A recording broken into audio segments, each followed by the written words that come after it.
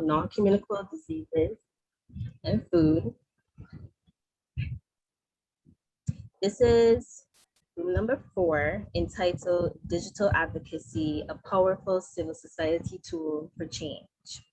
I'm very pleased to introduce our speakers for this discussion. Our first speaker is Ms. Jill Greenberg.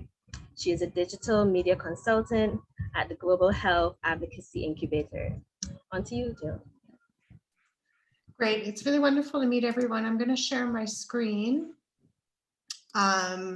Just give me 1 second. That's fine. Oh, there we go. I can't share it till you stop sharing, right? Hold on 1 second. I just want to, I have one slide. There it is. Great. So hi, everyone. Can you see my screen? Yes. I'm going to make it into a pretty slideshow. Sorry. So I'm here to talk to you a little bit about digital advocacy. And I think that one of the things that we don't realize is that there is a difference between digital marketing and digital advocacy. I think in public health, people spend a lot of time talking about behavior. And behavior is great and it's important, but we want to do more than change people's behavior. We want to change the whole world. We want to change systems. We want to be transformative. And so I'm just going to briefly talk about this because there's a lot of other speakers I have even more important things to talk about than me.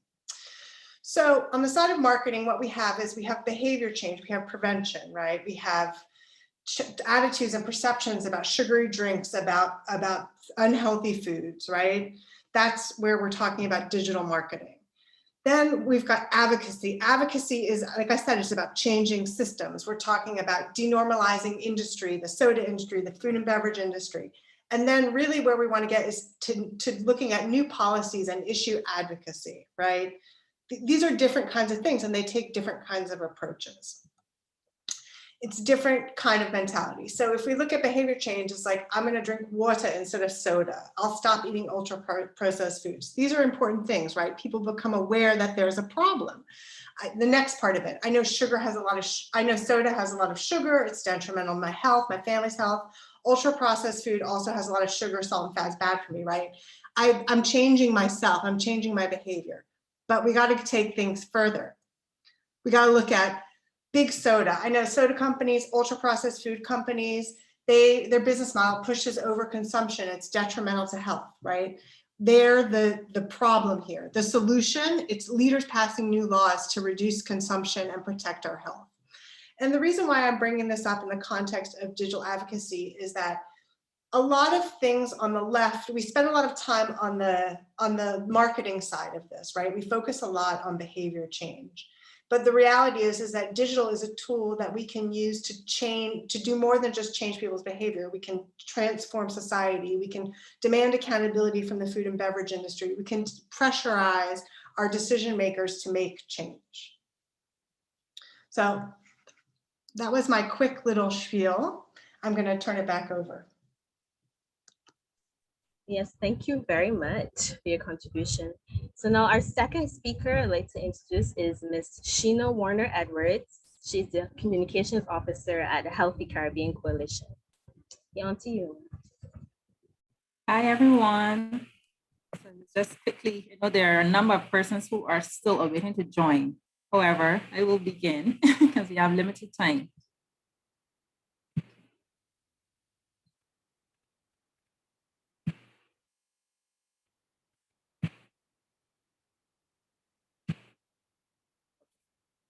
So I am going to discuss, coming off of what Jill would have shared in terms of digital advocacy. So the Healthy Caribbean Coalition has utilized this approach, especially over the last 2 years, to reach not only laypersons, but as well policymakers. So for my presentation, we are looking at how we can shape the system to create healthy food environments through fostering healthy food policymaking and looking at the power of digital advocacy. So HCC, as I mentioned, we would have done a number of campaigns, and this would have ranged While covering the topics, healthy school policies, we focus on banning the sale and marketing of sweet beverages and unhealthy foods in and around schools, mandatory front of package nutrition warning labels, and to a lesser extent, taxation on sugary beverages, and all of this in the efforts to reduce our childhood obesity rates across the region. So what's the problem?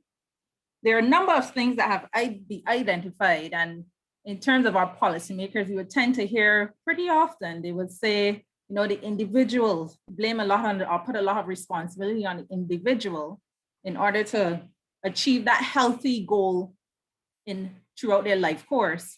However, we've come to notice a number of factors that, might sway or persuade a person. And one is, and a major one, how the foods consumed are marketed, which determines how that individual selects his or her eating, drinking choices.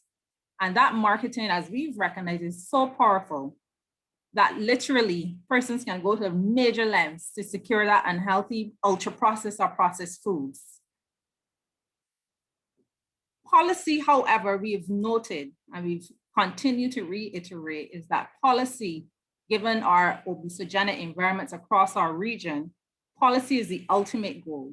We've tried time and time again, on the end of education, but we've noticed that the policy, we need to have policy put in place to assist persons in achieving that individual responsibility that is so always echoed by our ministers and policymakers. And here we have a minister in Barbados, Adrian Ford. He's the Minister of Sports and Youth. Yes, he's echoing on one side the call for policy, and that is a ban on sweet drinks. But in the same breath, he's also encouraging persons, to take on that individual responsibility and become more active. So part of our point of action is to make policymakers more aware. And what we have been doing is using our digital advocacy tools, such as the social media tools that we have at hand. And we have been calling out ministers, calling out policymakers, tagging them in our posts, engaging them in direct conversation on Twitter, across Facebook and Instagram to some extent, because we recognize that, one, they may not be aware of such policies. And two, we want to get them, point them in the direction where they can make a major impact and implement the policies that have been recommended as well as proven to be successful elsewhere. One major point, however, to our digital advocacy efforts and in our campaigns, we've always tried to, create content that is of high quality, and Jill will echo this time and time again, because good quality content goes pretty far. And in that, we always are on the lookout in any case, any public space, any meetings that are happening regionally or globally for, words, speeches, public speeches, quotes that we can use in our digital advocacy. And we'll tend to use those as, high quality photos and share those and boost them to capture our attention of both policymakers and the laypersons. So I come to my question. Too much, I've seen this quote quite often recently.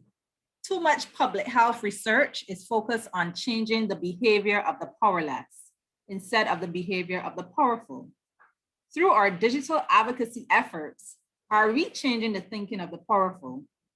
Can you think of any instances where you have heard or seen any sway in thinking or recollect any conversation by a policymaker referencing unhealthy diet, ultra-processed foods, healthy school nutrition policies, or implementing healthy nutrition policies at the population level? Anyone?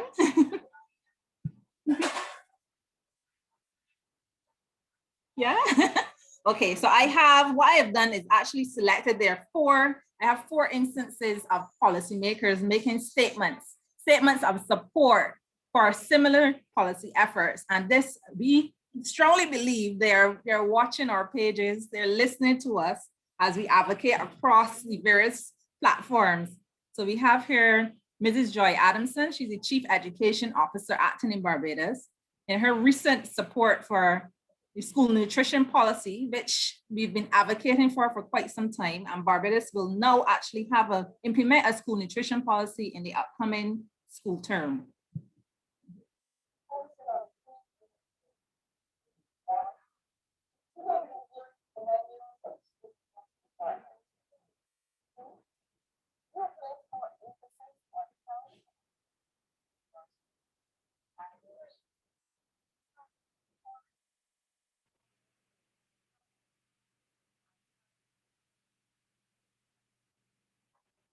And then we also have the Honorable Christopher Tufton, Minister of Health and Wellness in Jamaica, who has been a champion. And in his latest statements, he's supporting the front of package warning labeling. Sheena, we can't really hear the videos clearly. Here.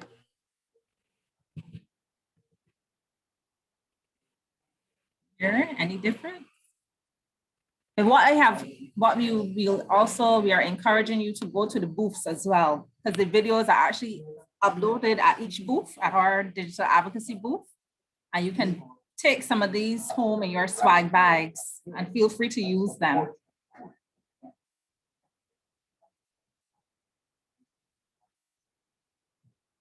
And then also we have a statement from the Ministry of Health in St. Lucia.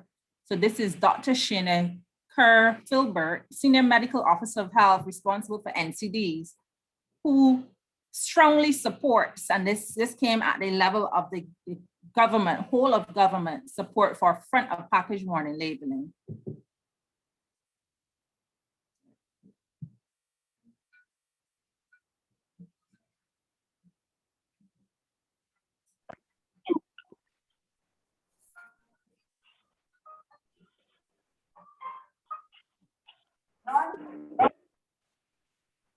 Cardiovascular diseases, diabetes, and cancer.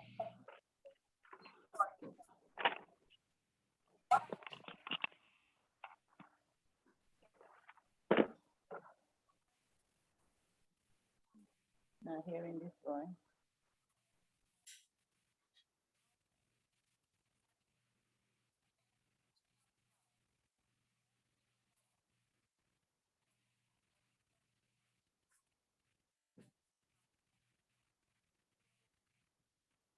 And last but not least, we have the Prime Minister of Barbados, who has also been a champion, Mia Amor-Motley, and she would have recently as well stated, well, given her support in her words about the not only policy, but also highlighted the change in diet that is being seen not only in Barbados, but across the entire region.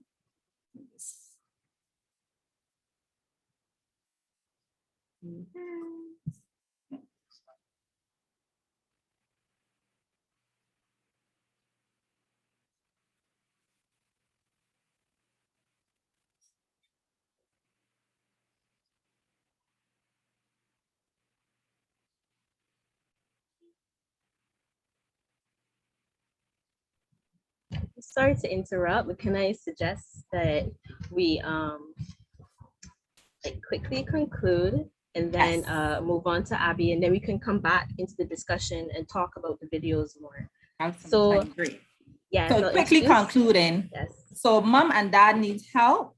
They want to give their children the best. Policymakers can help them by making the healthier choice the easiest choice. We, however, need government policy as the power of marketing is evident. And the Healthy Caribbean Coalition will continue to advocate for the implementation of healthy nutrition policies. Over to Abby. Okay. Thank you very much. Wonderful. So I'm just going to share my screen. So Abby Begho, she is the president of the Lake Health and Wellbeing. So on to you, Abby. Okay, thank you. All right, so let me just get myself organized. All right, so can everyone see my screen and hear me clearly? See my slides? Yes, I can. Yeah, okay, great, great. All righty, so Good afternoon, everyone.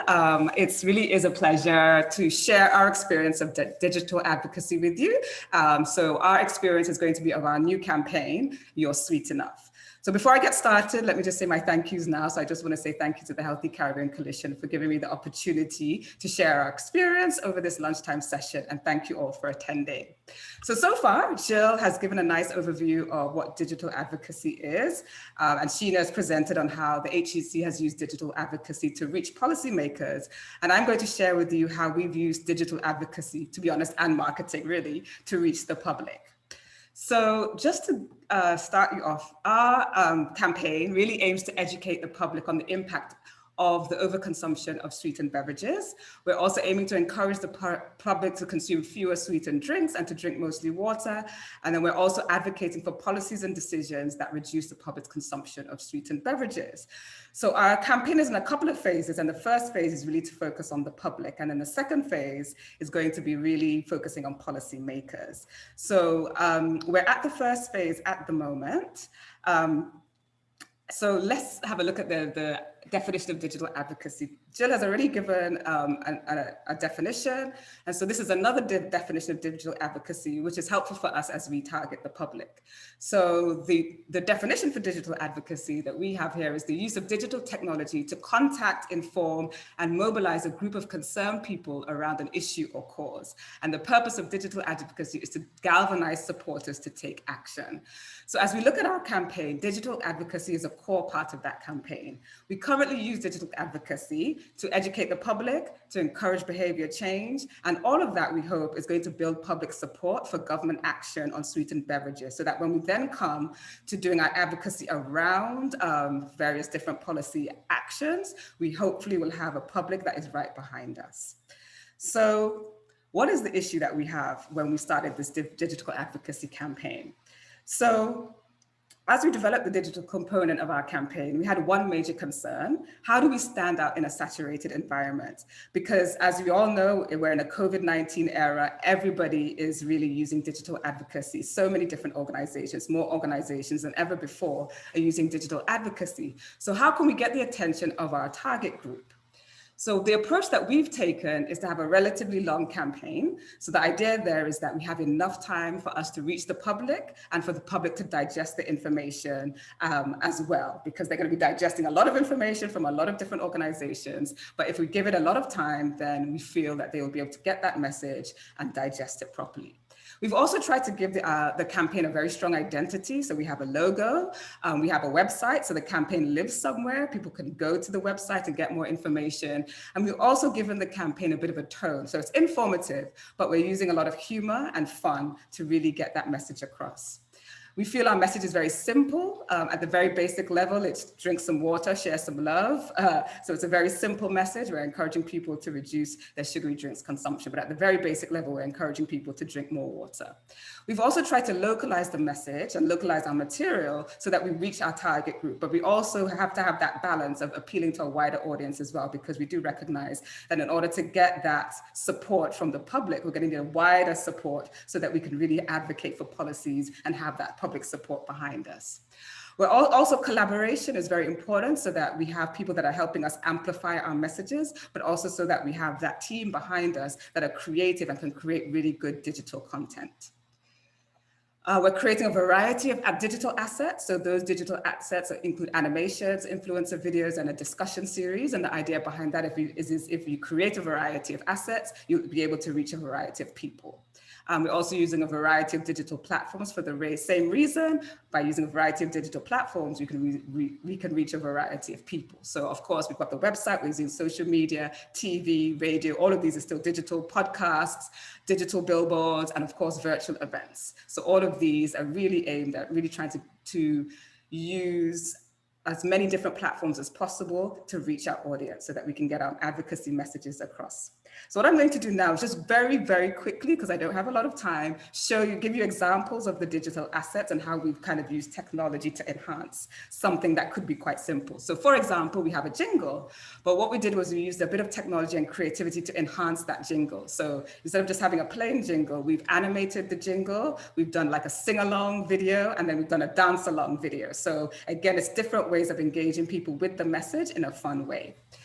We've used animation in lots of different types of ways, and again, to really try and appeal to a wide audience. So we've used sort of animation that appeals to a younger audience. We've used humor. We've used an informative kind of infomercial type animation. So we've used animation in different types of ways.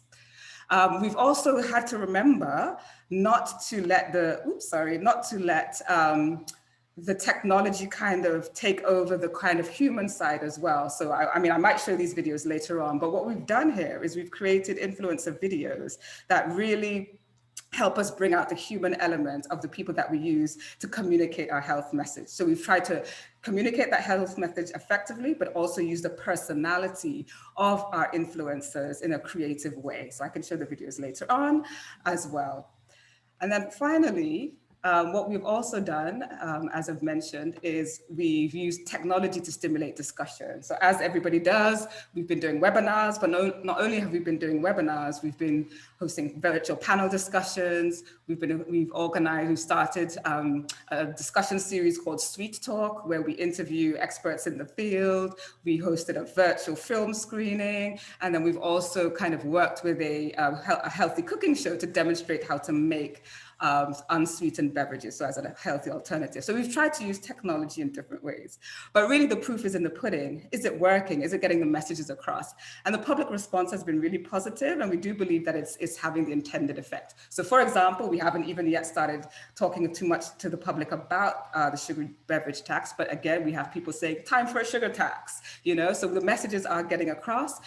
People are saying, look, it reminded me to drink more water. So the messages are getting across, and that we hope that if we continue with this momentum, we will have hopefully an army of supporters for when we are then seeking to do all the advocacy around policies with the government.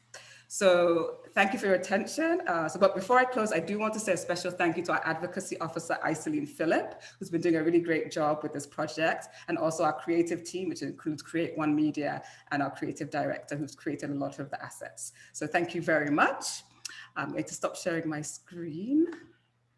There we go, and then we can continue.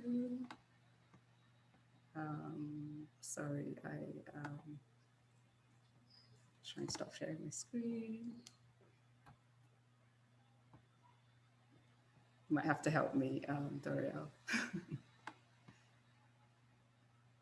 So while I work out how to stop sharing my screen, because I've got, we're going to move into a Q&A session now so that people can ask us any questions that they may have. So if you have any questions, just let us know and we will answer. So you can pose your questions to Jill, Abby, hello, or Sheena. So if you have any questions about any of the topics that we presented on just now, feel free, or topics and questions, comments, concerns, anything like that, feel free to I guess raise your hand maybe, and then we will get to your question. Okay, all right. Any questions, any comments? No, okay. Oh, so Jill has a comment. I had a comment because I wasn't fortunate enough to see Abby's full presentation, but I think something really great in your presentation is about how, you have to start somewhere, right? You have to build awareness and understanding and knowledge. Then and behavior is a wonderful entry point. Mm-hmm. And the reality is that it can motivate. Not everyone is going to want to demand something, and that's okay. But I think that it's a place to start, right? Like that, it's a catalyst. And so I just want to say that I think that that's a really important part of, you have to warm them up before you get them to do something. You don't marry them on the first date. So. Exactly. So our thought there was we didn't want a public backlash. So we wanted to warm up the public, let them be aware of what all the issues are, so that when we do start talking about all these various policy initiatives, there isn't like sort of a bit of a public backlash where it's like, where does this tax come from? Where does this come from? But we actually have given them the reasoning behind the tax. So yeah. So that was the reasoning behind that. So I think Ms. Barker has a question, if I may. Right, I am Pat Thompson. It sounds like you use professionals to create your messages and to actually place them on the social media. Right, my question is simple. How much does it cost to make a podcast? And how is it best used in terms of placement? Do you place it on your website or does it go on something else? Okay, so the podcast for us is free. We have a creative and IT director who's able to find us a lot of very free resources. So the podcast itself for us to create generally was free. We put it on the website. Do you mean somebody has created it and you just take it and use it? So what we've done is, for example, the Sweet Talk that I was mentioning, we've basically created a podcast version. So we've created the episode, we filmed it, and then the audio we've basically used as a podcast. So to create that podcast, or to create that video, yes, did cost something. But that is the time and the salary of our creative director, the time and the salary of our advocacy officer to create, and then took the audio for that and then used that as a podcast episode. So that we put on our website, but then we also, I don't know exactly technically how it works, but then Google is able to pull that out and then pull that into Google Podcasts. So then we have a wider audience. So I think it's a matter of ticking a box in the podcast app on our website. It's a plugin, and then it goes straight to Google Podcasts. I want to make one quick point on this, and I think that digital is not free. I know that everyone sets up a Facebook page and you think that people will come running. Well, Facebook wants you to pay. They all want you to pay. And I think what I would say is that it doesn't take a lot of money. You could do it with $5 US a week and you can have an impact. So don't be deterred, but don't think that it's free, because nothing in this world is free.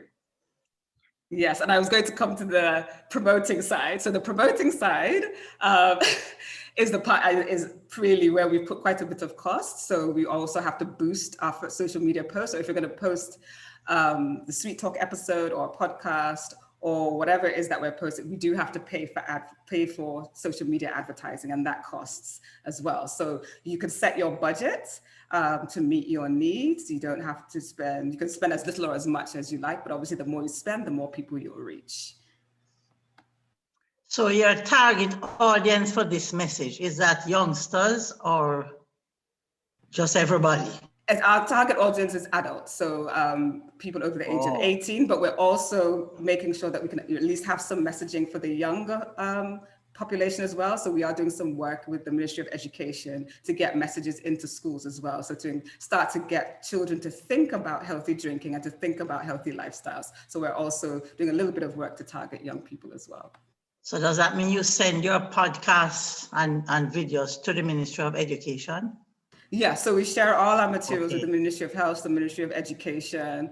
We work quite closely with the Ministry of Education as well to try and see how we could get our messaging into schools as well. So with the Ministry of Education, actually, we were in the middle of working on a project. Unfortunately for us, we're now on 24-hour lockdown, where we were going to do a dance competition with the children. So so the children would get a healthy drinking session, and then they'd all be involved in a dance competition with the jingle. And that was going to be a fun way to engage with them around the messaging as well. But because of COVID-19, that's been sort of delayed a little bit. Okay, thank you very much. Very good. You're welcome. I see that Ms. Chriselle Barker has her hand up. Would you like to add? Hi, good afternoon. I'm Chriselle from the Caribbean Center for Health Systems Research and Development. I first want to just applaud all the initiatives that you all have been involved in so far. It's really excellent work. I have a few questions. Sheena, you mentioned in your presentation, when you're using social media, you would use, you would tag all these big names, so to speak, and call them out. How has the backlash or the effects of that approach been since using that? Secondly, have any of you been able to measure the impact in terms of policy development when it comes to using these digital advocacy strategies? Because I know, Abby, you would have mentioned, the public is really giving positive feedback, but in terms of policymakers and the ones that can actually make decisions, have they, given any sort of feedback, and what's the impact there? And lastly, what if there's a situation or a problem, an issue in terms of public health that is not exactly controversial or that interesting to the general public. How can digital advocacy be used to stimulate interest and get policymakers and decision makers on board as opposed to the general public? I can go. Let me go first. So your first question. So in terms of tagging, so we've done this quite well with no backlash, no adverse reactions, nothing of the sort. What we have done is literally we will tag, follow first, follow all policymakers that we are aware of. So we'll follow ministers of health, ministers of trade, commerce, agriculture on the various platforms. And we tag them. We tag them in posts. We tag them in educational posts. We tag them in informational posts. We tag them in policy acts. We know, as I know you weren't able to hear the videos properly, but the first one with the Chief Education Officer of Barbados. So that is actually one of the policies. It's a healthy nutrition school policy, which we have been advocating for the past probably three years. We've been pushing, we've been, tagging her as well as the Minister of Education in our posts across social media. And they have been responding. They have even retweeted, they've reshared, reposted some of our tags, the content. And we've been literally telling them, one, health and nutrition policies work. Two, where they work, the percentage of persons, the uptake, in various countries across the Caribbean and the world. We also use evidence from across the world. And they have literally been sharing this information on their own pages. So we count that as some level of success. And then, of course, when we hear policymakers, and that particular video was actually a press briefing, where she was introducing the fact that from September of this year, Barbados would have a healthy school nutrition policy. And of course, we have the support of some of our partners. One who's here, Michelle, is here from the Heart and Stroke Foundation of Barbados. And they have been pushing on the ground in Barbados. And then we have Jamaica, we have Healthy, all of the Healthy, we have Abby in St. Kitts, we have various stakeholders, our CSOs. We have over 100 CSOs who are literally advocating as well. So it's, a number of voices being raised, calling for the same things. And the policymakers are listening. So we see that, we see literally, as we say, we may quote a particular post. And then we would hear, say, the Minister of Health of Jamaica requoting that particular post in one of his speeches at the level of Parliament, at the level of Cabinet. And we've been seeing that quite often. So in turn, and then your third question, in terms of the backlash. So we have, I think the Caribbean in such is, we are one Caribbean. Even though we don't see ourselves in some cases as that, we are one Caribbean. And I think we learn from each other. And we're not the type to, pick at or squabble at things like that. So I know there have been some CSOs too who have been afraid to, as you said, to tag a policymaker or call out a policymaker. But that's part of our culture.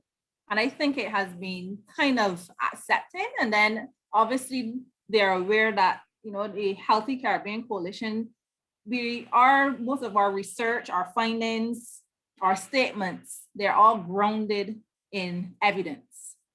So it's not that we're simply just pulling things out of the sky and advocating for it. Most of it is grounded in evidence. And they too, because of their busy lifestyle or their busy daily, day-by-day activities, they're unable to get that kind of reach in terms of the evidence, doing research. Of course, they would love to do research, but here we have a platform that we can utilize to present that evidence to them. And they too can take that and supply that at various levels. They present it to their prime ministers and show the level of support as we can, as Abby would have mentioned, we pay in terms of the boosting of posts and the boosting of that kind of content. The reach is fast and we can reach the entire region. And we have, the support is there. So they too can see that these people are supporting the policies that we're asking for. So I hope that helps. I just want to add one small thing. I think in the Caribbean context, it's particularly important. I work across all the regions that we work on healthy food policy. But the one thing I would say is that I think Sheena, HCC does a really good job of using tagging as a form of positive accountability. So when you're tagging, it's because people are saying things that are you're rewarding champions, and I think you use a gentle pressure. It's not an aggressive, it doesn't have to be aggressive if you use the right tone and tenor. And I think HCC does a good job where it's appropriate. And I know a lot of it is on Facebook, but I will tell you sometimes Facebook is flooded, and Instagram can be an interesting place to reach policymakers because it's a bit of a shiny new toy. So it doesn't always have to be negative. And I think that's a really important point I wanted to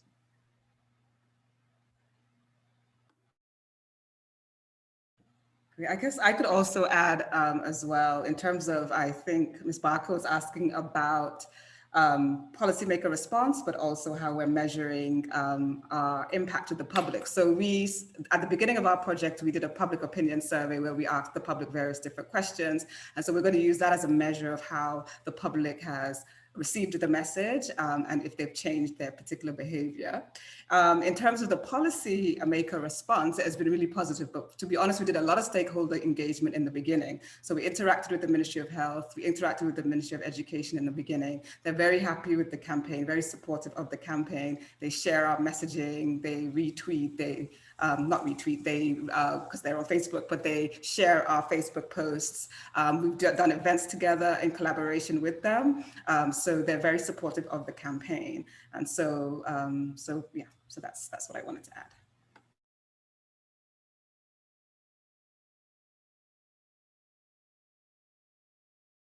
From Tablita Thomas. Hi, thanks everyone for the presentation. And I certainly appreciate Chriselle's and Patricia's questions, because I think my follow-up to that would be formulating some of the areas that I missed. I was late in the first presentation, so my apologies on that. But I do want to get a bit of clarity, or just, and I think Jill touched on this a little bit, in terms of the platforms in the Caribbean, in the region as a whole, that you've seen with policymakers.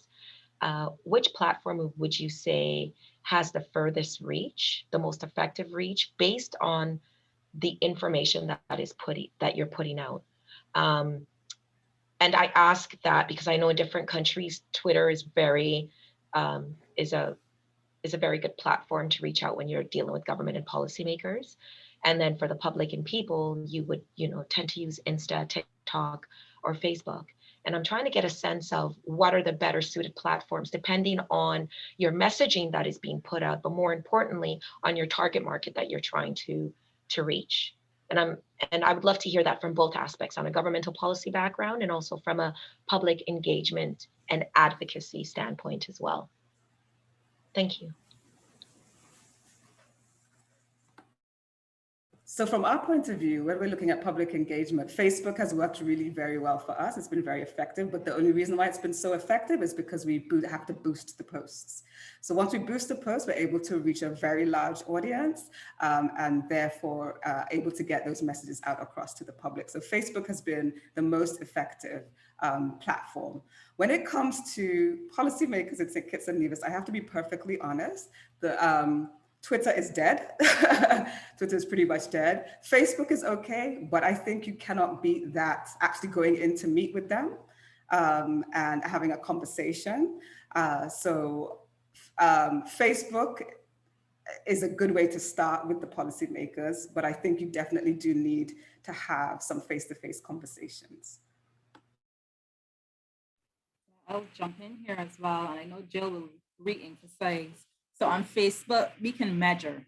So you can reach both policymakers as well as the layperson in terms of engagement on Facebook. It's a little difficult to measure on Instagram your reach. But again, on Facebook, you have the ability to boost your posts, create ads, and then you can target. So you say you wanted to target mothers of 2-year-olds, right down to that. Mothers of 2-year-olds with more than one child. You can literally target that individual on Facebook, Because I mean, that's how industry might utilize it in terms of targeting, in terms of showing particular ads. I'm sure when you're on Facebook, you'll see pop-ups of various things. You might find that, you may go looking for something on, say, Google, using Google as a platform. And then quickly, as you go on Facebook, it's as though, Facebook is reading your mind. So you tend to see pop-ups of things of interest, of your interest. So similarly, we can utilize Facebook in that manner. So Abby would have mentioned you're boosting posts. So I always will advocate that, all organizations, you should invest in your social media. And in that, you should have a budget. It costs as little as $10, and you can reach thousands of people with your messaging on Facebook. So let Jill add to that. The only thing I want to add is something that Abby just alluded to, which is this. We have a mantra, which is, we say, you can't win only with digital, but you won't win without it. So it has to be part of an integrated plan of communications and advocacy, and it needs to work in concert with both, because it's very important to remember that social media is not just a communications tool, it is an advocacy tool as well. And you have to think about it in both of those ways.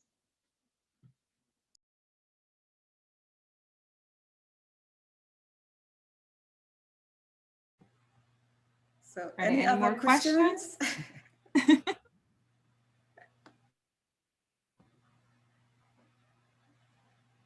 And we have a few minutes before we head back over to the auditorium. And we were given 10 minutes extra time. So I'll hand over to Doriel. Here we are. Great. So thank you everyone for joining our session. And I'd like to remind everyone that you can access the resources mentioned during these lunchtime sessions in the virtual exhibit hall. And I'd also like to invite you to our 4th session entitled Our People, Shaping People-Centered Movements for Change. Okay. It was nice having all of you. Goodbye.